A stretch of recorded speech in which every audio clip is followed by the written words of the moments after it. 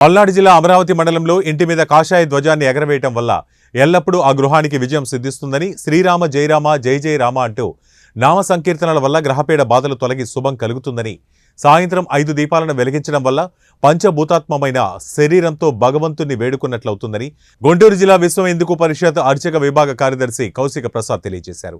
ఆ రోజు ప్రతి ఒక్కరూ అన్నదాన కార్యక్రమాలలో పాల్గొనాలని సూచించారు. జై జయరాం శ్రీరామ్. అయోధ్య పట్టణమునందు బాలరాముల వారి యొక్క ప్రతిష్టాపన జరుగుతూ ఉన్నది.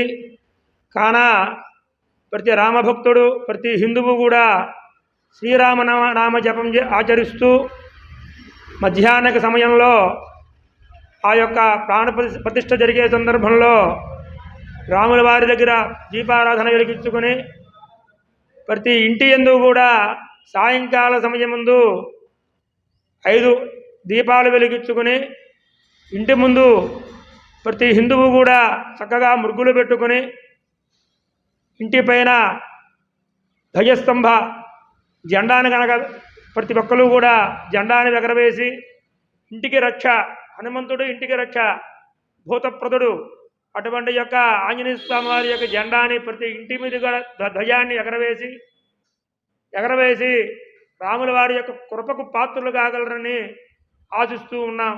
జై శ్రీరామ్.